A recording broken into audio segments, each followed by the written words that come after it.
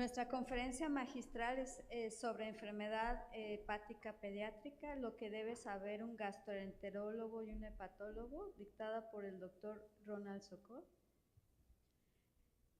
Vamos a empezar. Begin. State of the art lecture, pediatric liver disease, what a gastroenterologist and hepatologist should know for el doctor Ronald Sokol. We are grateful you are here with us, Ronald.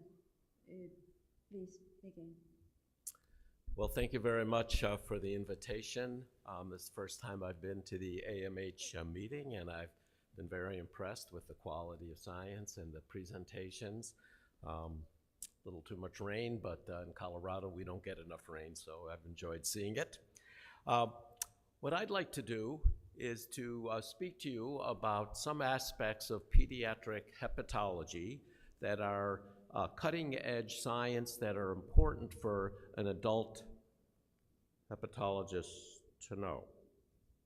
And the green button doesn't seem to be moving. We'll do that. This happens to be one of the sites outside of Denver where I live called Red Rocks Amphitheater. It's a natural formation of red rock, and this is a concert that's going on there. Just thought I'd give you a glimpse of Colorado, color red. Here are my disclosures. And what I'd like to do is just to discuss some basic differences between the practice of pediatric and adult hepatology, not go into too much detail on that, but then discuss some common pediatric liver diseases where children now are surviving into adulthood, but you may or may not be familiar with them. So in pediatric hepatology, we spend a lot of time on children with cholestatic liver diseases, a moderate time on chronic viral hepatitis, an increasing amount of time on fatty liver disease, and metabolic and genetic diseases are the fourth most common type of disease that we see. And then there's a variety of other conditions, including liver transplantation, which are familiar to all of you. Now, there's some major differences in practice. I thought I'd just point out one, and I know this is almost heresy in front of a group of adult hepatologists, but there are very little data that show that after the first variceal bleed in a child that there's a high risk for death. And therefore, there's a great deal of controversy whether we should be endoscoping children with portal hypertension who have not had a GI bleed to find varices, and then whether we should prophylax them with beta blockers. There's really no data in children, particularly infants, to show that non-selective beta blockers prevent bleeds, and we're talking about a lifelong therapy. Beta blockers in children may have some side effects, including the fact that when a child has a GI bleed, children depend more on heart rate than adults do for increasing their cardiac output. Therefore, if a child's on a beta blocker, they may actually not be able to increase their cardiac output and may have a much more severe shock-like episode because they were on a beta blocker. Now that's theoretical, but it certainly can happen. So in at least our practice, we don't endoscope every child with portal hypertension unless they've had a GI bleed or there's some always extenuating circumstances. Again, that's completely opposite as to what common practice and the evidence shows in adult hepatology. But the biggest difference is probably the cholestatic liver diseases. So in adults, you see PBC, PSC, overlap, DILI, stones, cholestasis of pregnancy, rarely these other presentations as cholestatic liver disease. But in pediatrics, we have a different group, particularly in neonates and children under the age of 3 to 6 months of age. There's well over 100 conditions, none of which were on that list, that lead to cholestasis. And 1 out of every 2,000 to 3,000 infants has a cholestatic liver disease. Once we hit early childhood and adolescence, then we start seeing more of the familiar cholestatic diseases that you all see listed here. So let's focus on a few of these neonatal cholestatic liver diseases that are the most common and probably the most important. Before I do that, though, I do want to talk about this diagnosis. Again, 1 in 2,500 newborns has cholestasis. Some of these diseases are quite benign and resolve. Others do not. And some of those lead to rapid progression of liver disease, sometimes brain injury if they're not diagnosed, and then eventually the need for transplant. So it's important for us to establish the diagnosis promptly. And since many babies that are breastfed are jaundiced, the fact that a baby, an infant, is jaundiced in the first 2 weeks of life really doesn't indicate that they have cholestasis. As a matter of fact, physiologic or breast milk associated jaundice is 300 to 400 times more common than any of the cholestatic diseases all put together in an infant. So this means that the primary care provider rarely considers cholestasis when they see a jaundiced baby a few weeks of age. So it's now been well established and good best practice after 2 weeks of age, if the baby remains jaundiced or if they're formula fed and not breastfed, that they should have a fractionated bilirubin, particularly if they have pale stools, dark urine, a large liver, aren't growing well, or have diarrhea. And what we consider, at least in pediatric circles, a direct or conjugated bilirubin over 20% of the total and over 1 milligram per deciliter is the definition for cholestasis. And then once that's defined, again, there's at least 100 different diseases that can cause it. We try to quickly rule out infections, genetic diseases, metabolic diseases, toxins, and then we're left with deciding whether this is still an intrahepatic disease, such as idiopathic neonatal hepatitis, paucity of bile ducts, or other diseases that we'll get to in a minute, or whether it's an extrahepatic disease, and biliary atresia here is the most important of these for reasons that I'll mention, colorectal cyst and other causes. And in recent years, over the last 20 years, the group of metabolic and genetic diseases has really blossomed as our ability to discover new genetic causes of diseases has increased, and the number of patients that we say have idiopathic neonatal cholestasis has dropped dramatically. This pie chart just gives you an idea, though, that there's only a half a dozen diseases that cause the great majority of these infants' cholestasis. PFIC and Alagille syndrome, biliary atresia, alpha-1 antitrypsin deficiency in Northern European populations, a variety of metabolic diseases, and viral causes actually are very unusual in neonates. So this just gives you an idea of some of the diseases, and we're not going to go over all of these, that have been discovered to cause neonatal cholestasis in the last 10, 20 years, leading the idiopathic category to continue to shrink. So these diseases were always around, but we just called them idiopathic. So back in the 70s, probably 40 to 50% of patients were idiopathic. Now it's probably down to 10 to 15% as we have the ability to make these other genetic diagnoses. And the number of genetic diagnoses and the number of mutations, some of which are listed here, the number of genes has dramatically increased in the last 10 years. Because of this, there's now panels of genes that we can order where using next generation sequencing, within 2 to 3 weeks, we get back the results for 68 genes on one of these panels, and then there's many others with fewer genes. And again, each of these genes causes a disease that can lead to neonatal cholestasis. So let's talk about perhaps the most interesting and the most common and in many cases the most serious of these diseases: biliary atresia, Alagille syndrome, and progressive familial intrahepatic cholestasis, which also causes BRIC, benign recurrent intrahepatic cholestasis, in older children and adults.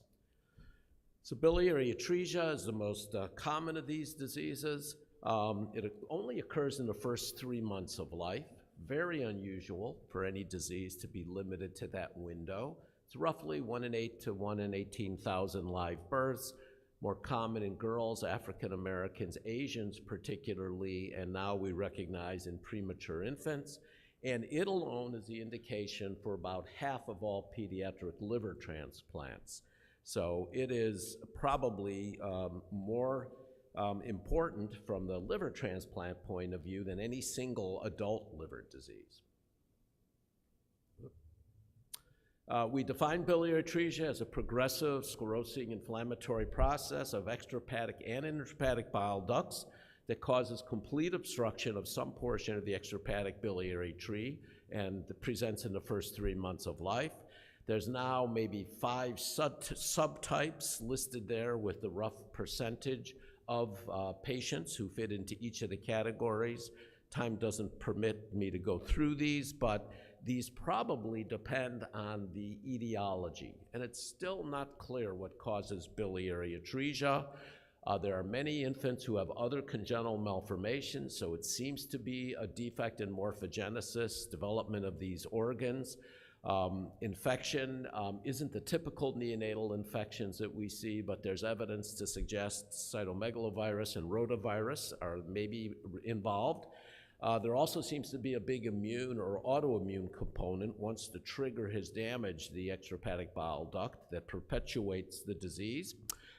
There's a toxin that's been isolated in Australia that causes biliary atresia in sheep, in newborn sheep, and this toxin is a plant toxin. There's no evidence that it causes biliary atresia in man, but the fact that there is a toxin that can cause biliary atresia in a mammal is very provocative as to whether there's something environmental that we're unaware of that can cause it in humans. And finally, there's a long time hypothesis that some vascular problem with the arterial flow to the biliary tree is responsible, but this has never been proven in man. So these infants present usually as a full-term, healthy-appearing baby who develop jaundice, scleral icterus, and acolic stools particularly is very characteristic. And this all happens by usually 2 months of life. They have elevated conjugated bilirubin, GGT, and alk-Phos are generally quite elevated, as you would expect in a biliary disease, and AST and ALT are moderately elevated. However, none of the diagnostic tests that we perform when we evaluate these children for biliary atresia is 100%. And some of the common ones are listed here with their diagnostic utility. Still, liver biopsy and the histologic findings seems to be the most useful with the best sensitivity and specificity. And this is what we see. There's a lot of lobular disarray that's very common in neonatal liver disease of any sort. But here we see excessive bile duct profiles, a specific ductular reaction that we see in biliary atresia. We see plugs of bile duct in the portal bile ducts, very characteristic. And then there's this inflammatory infiltrate that's indicative of the immune process that's ongoing and leads to intrahepatic bile duct damage. If you look at the extrahepatic bile duct, when it's removed at the Kasai operation, you see a scar, and that arrow is pointing to the tiny lumen that is left. It is basically eradicated by inflammation and scar tissue and obstructs the common bile duct. Now, there's a variety of diagnostic tests that are done, and generally we focus on initially testing the liver blood tests for cholestasis, excluding other common diseases, ultrasound to see if there's a presence of a gallbladder, it's frequently totally absent or scarred down in biliary atresia. Liver biopsy is generally performed, and then some type of cholangiography is necessary to determine if the biliary tree is patent or not. And at our center, we use intraoperative cholangiograms. MRCP and ERCP are either technically challenging or not accurate, and both of them require general anesthesia in a young infant, so the intraoperative cholangiogram is preferred in our center. If the child is found to have an atretic biliary tree, then a Kasai portal enterostomy is performed right at that time. This is a diagram of the connection. A Roux-en-Y loop of bowel is hooked up to the porta after the scarred biliary remnant is removed. And this results in successful bowel drainage into the intestine in 30 to 70% of cases. The results are best when the infant's less than 45 days of age, so there's an urgency to make this diagnosis as young as possible. And even with this successful bowel drainage, 70 to 80% of these infants will require a liver transplant sometime during childhood. However, 20 to 30% do live into adulthood with their native liver. What we've recently found is that somewhere between 20 and 30, 35 years of age, those who survive with the native liver into adulthood still have complications of portal hypertension, occasionally develop hepatocellular carcinoma or cholangiocarcinoma, but generally require liver transplantation during very young adult life. This just shows you how important the bile flow is after the Kasai operation. When the bilirubin is less than 2, at 3 months after the Kasai operation, those children have much better survival than when there's failure of bile flow. That's the bilirubin greater than 6.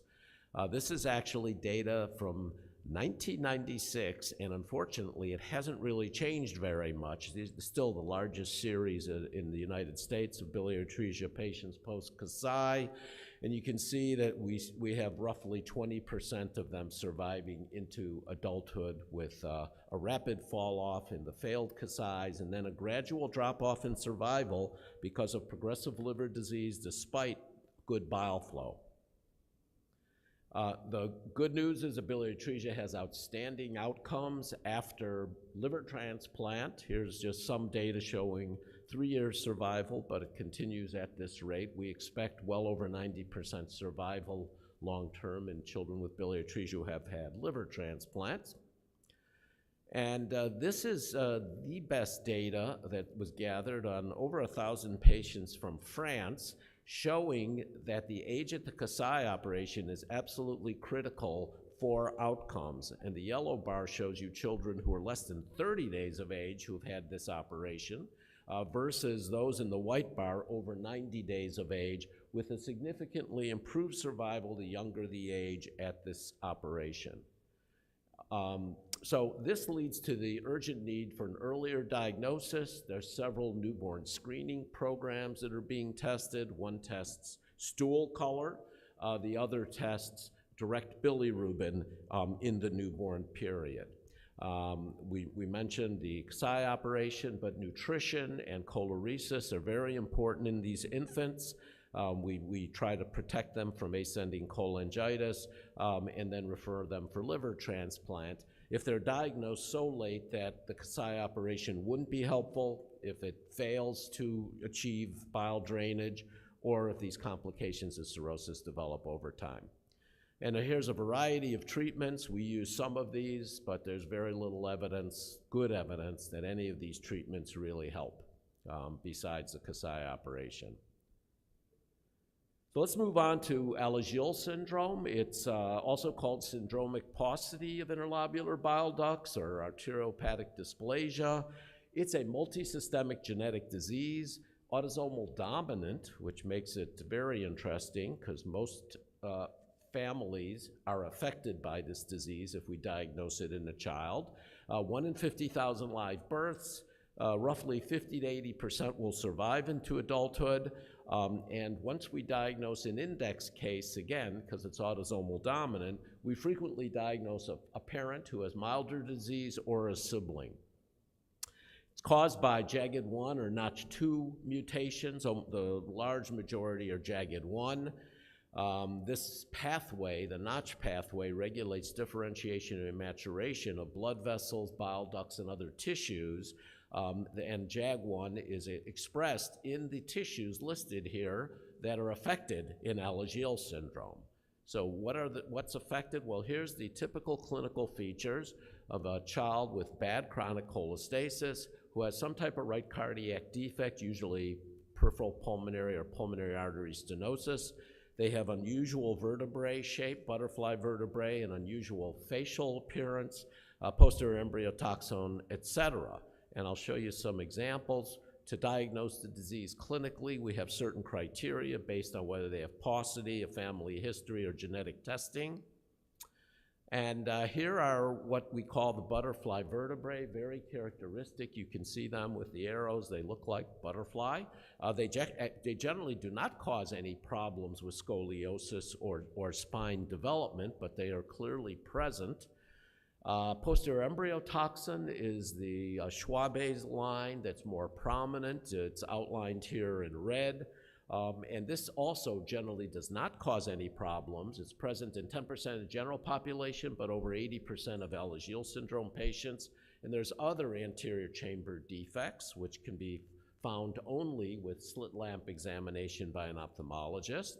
The facial appearance is characteristic. The infant and young child has a triangular face with a broad forehead, frontal bossing, deep-set eyes, and the adults develop a very broad chin with deep-set eyes and frontal bossing, and all of them look like they are related to each other. As you can see, these three adults with Alagille syndrome are not related to each other, but each one had a child with Alagille syndrome and was therefore identified.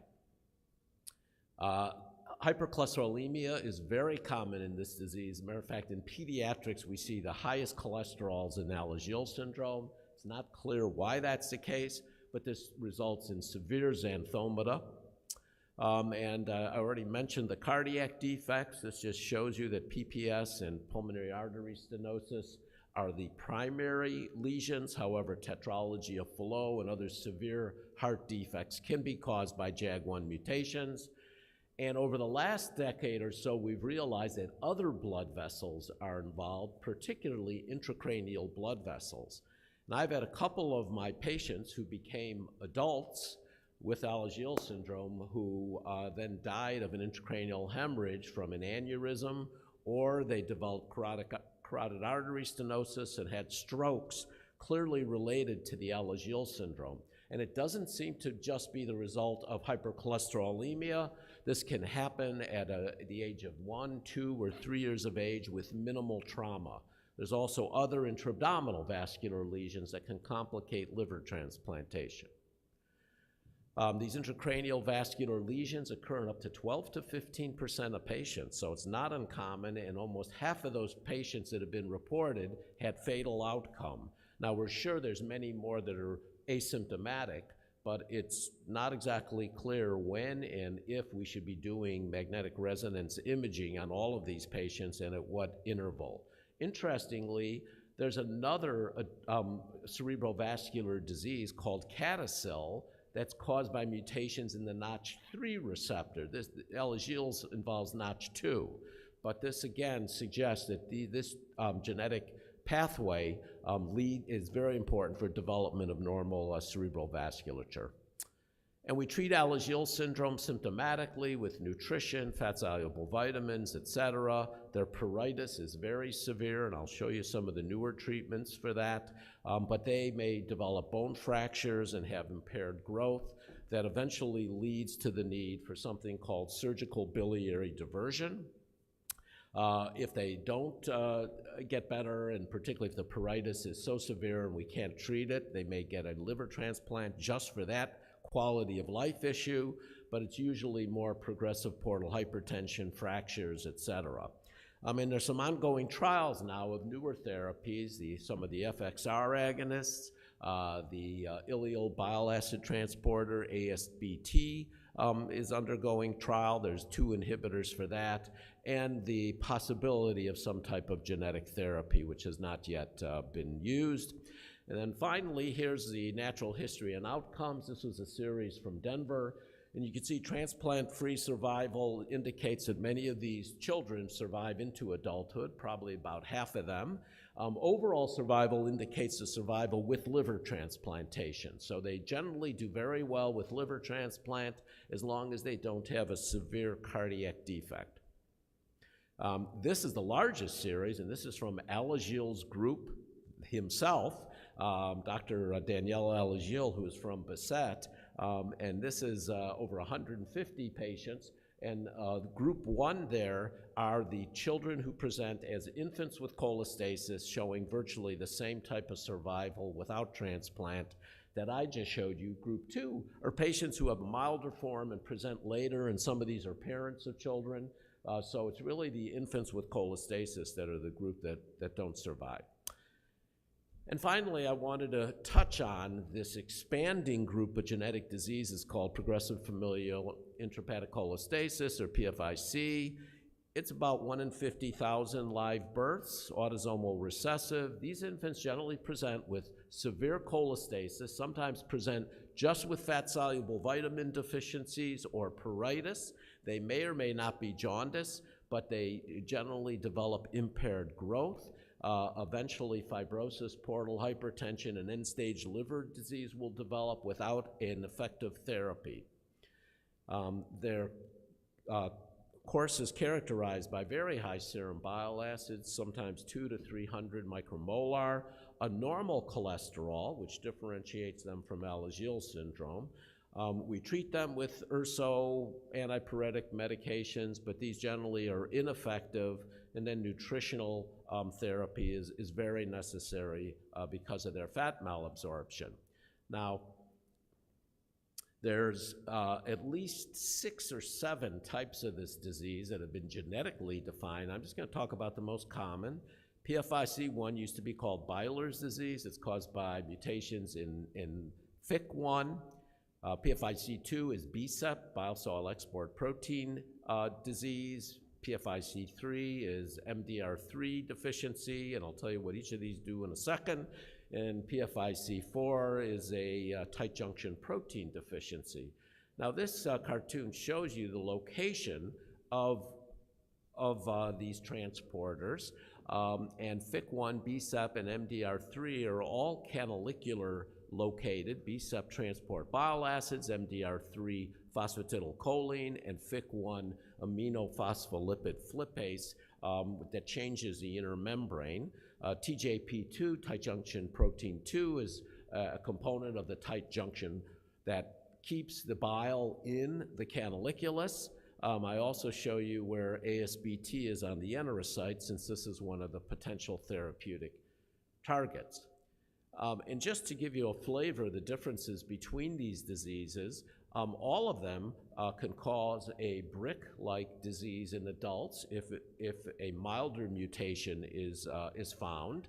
But some of these are very progressive. PFIC2, the BSEP disease, is also associated, though, with drug-induced cholestasis, intrahepatic cholestasis of pregnancy, and BRIC in adults. PFIC3, the MDR3 deficiency, is the gene that causes low phospholipid-associated cholelithiasis in adults, again, intrahepatic cholestasis of pregnancy, and DILI. Of importance is that PFIC2, or BSEP deficiency, has a high risk for hepatocellular carcinoma in childhood, and even cholangiocarcinoma has been described. And after transplant for BSEP disease, there's a subset of patients who develop a recurrent BSEP disease from an antibody that forms that basically inhibits the function of BSEP. So even though they had a liver transplant with a genetically normal liver, they develop an autoimmune disease that now resembles the disease for which they were transplanted. And it has something to do with the fact that BSEP is not recognized by the immune system prenatally, before transplant because of its location. After transplant, the patient could become sensitized to the normal BSEP that's in the transplanted liver. Very unusual disease. There's some characteristics on EM. It's called Byler's bile for FIC1. I show you this because I'm going to show you it again in a minute. So the pruritus is the real challenge in many of these diseases. Besides the progressive liver disease, we use this whole list of drugs that have variable efficacy. And because of that, a technique was developed called partial external biliary diversion, in which the gallbladder is sewn to a loop of bile that's sewn to the skin, and bile then would flow out through a stoma and be discarded. And that's about 40 to 60% of the bile. This decreases the pool of toxic bile acids, and this is what it looks like in a nicer drawing, showing the anastomosis of the gallbladder to this loop of bile that's brought out as a stoma. Also, ileal exclusion has been tried, and the purpose here is to result in bile acid malabsorption by bypassing the terminal ileum. The feeling, again, is that this would lower the bile acid pool and decrease pruritus. And here's some data showing the results. On the left, you can see in PFIC1, the the horizontal black bar shows you the mean of serum bilirubin before, and then 12 months, 24 months, and greater than 24 months after, with a major drop in PFIC, but no real change in Alagille syndrome. But importantly, the pruritus dramatically changes.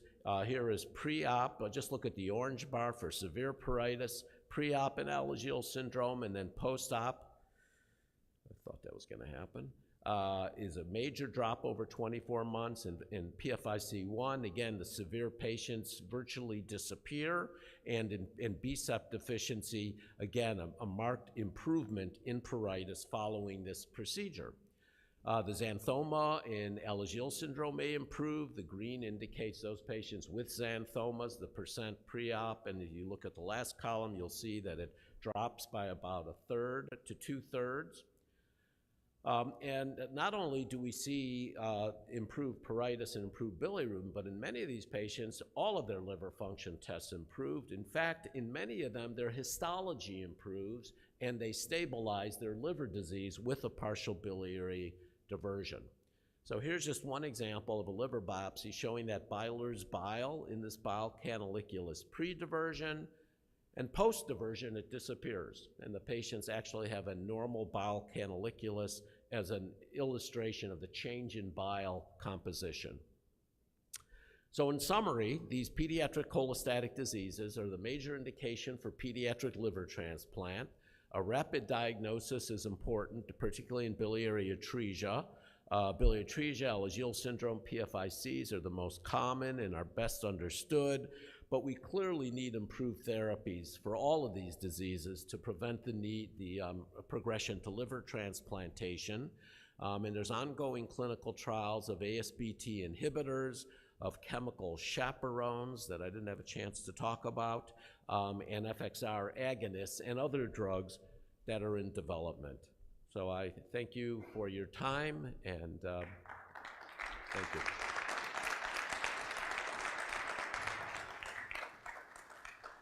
Thank you so much, Dr. Sokol. Okay. Muchas gracias a todos ustedes. Muy amable.